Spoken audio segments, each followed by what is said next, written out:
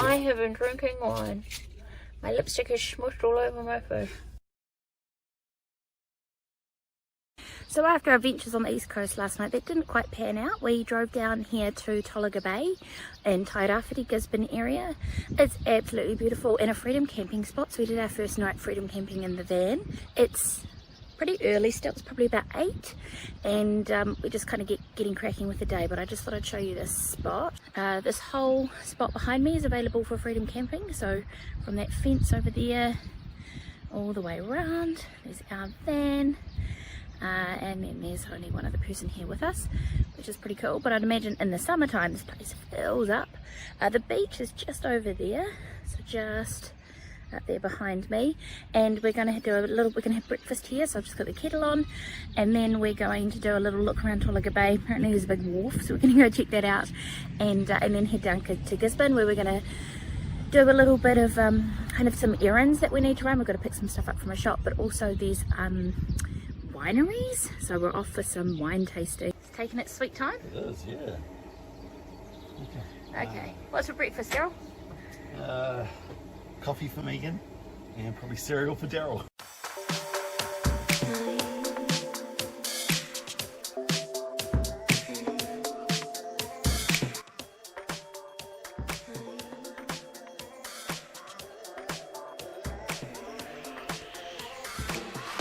We're starting at Tologa Bay, driving down State Highway 35 to Gisborne.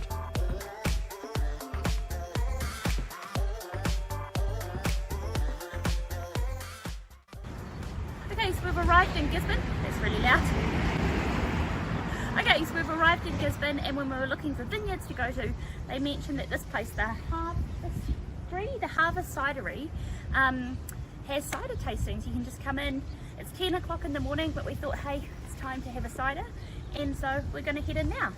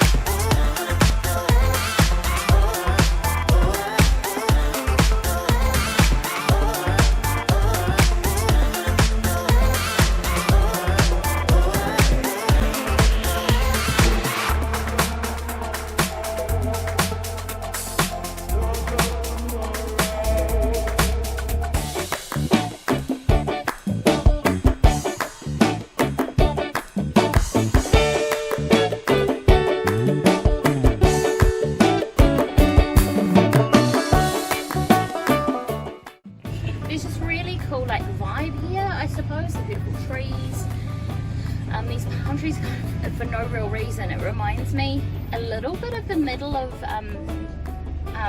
Tunis and Tunisia, and now with the tree-lined streets.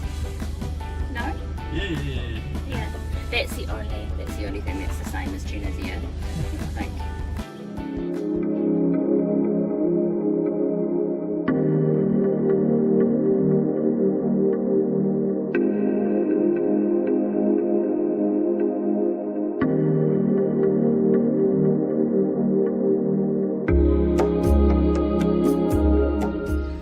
So we started this morning off with some cider tasting, and now we're here at the Vines at the Bushmere estate, and we're going to have some lunch and have some delicious New Zealand wine, which Gerald's very excited about. I don't like wine. So those guys aren't doing wine tastings today, so we're off to the next place.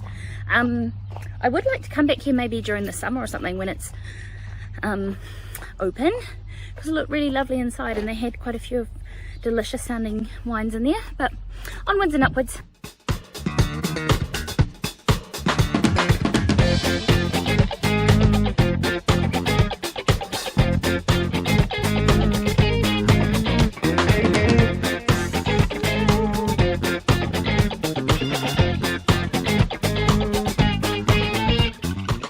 Okay, so our attempted wine tasting takes us to Millton Vineyards and Winery.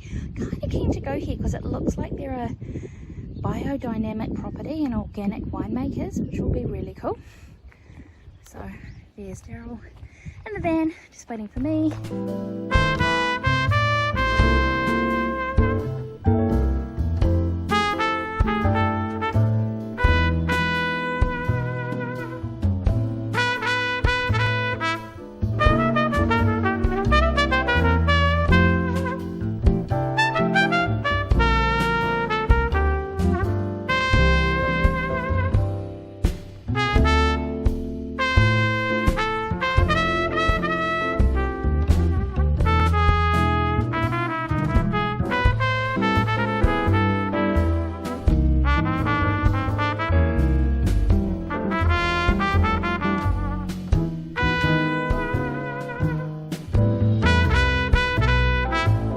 Millton wines. Not only have we come away with some new knowledge about different wines, Daryl asked lots of informative questions, but we've also come away with a couple of bottles. So we're leaving Gisborne now and we're going to head down to Hawke's Bay, Napier kind of way, and find somewhere to eat along the way. But we also are leaving with 4 bottles of cider from the Harvest Cidery and a couple of bottles of wine here from Millton Vineyards. So onwards and upwards.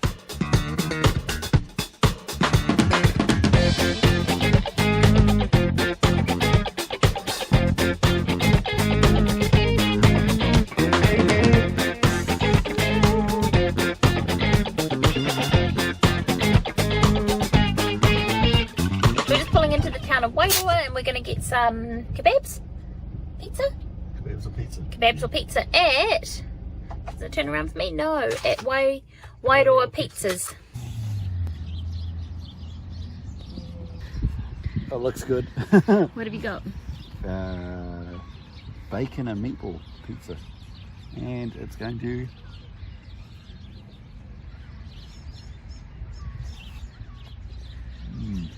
What do you got there, baby? I have, I can't actually remember what I ordered. I think I ordered Chicken and cranberry, chicken, wasn't it? cranberry and brie. And then just to top it all off, we also have some jalapeno poppers. So cream cheesy and jalapeno-y, yum, delicious. And look, what a beautiful view.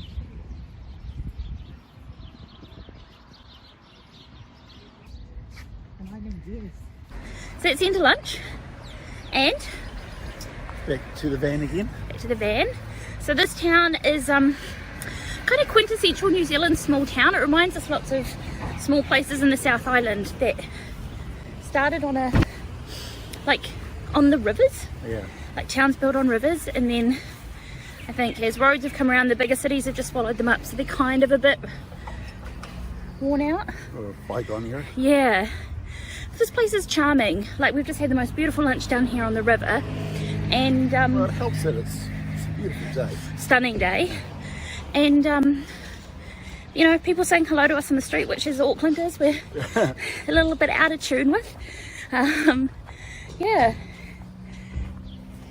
One thing we did see here, which is just further back up that way, is there's a bakery called Ostler's Bakery or something, and on the outside of it, it's got all these prizes that it's won. So best pie, best cakes.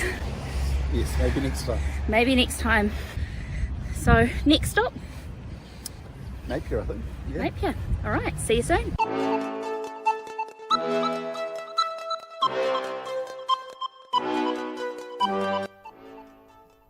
We thought we had enough diesel to get us to Napier, but about halfway through the drive, the fuel light started indicating that it was heading towards reserve. We had no cell phone reception, and I was frantically searching on the Campermate app, trying to find anything that would be open where we could get diesel. On top of that, there were no signs on the road to tell us how far away Napier was. Then the fuel light started blinking. Over here we have reserve fuel level, and that's been recording for how long, Daryl? Too long. Too long. Like it was a worry, to the point that we're saying, we'll be fine, we'll be fine, we'll be fine. We had a plan B. So this is our arrival into Napier. Daryl. catching up on the news. And we're all snug as a bug in a rug. Join us on the next episode as we explore Napier and get a feel for this Art Deco city, as well as hitting up another winery or so.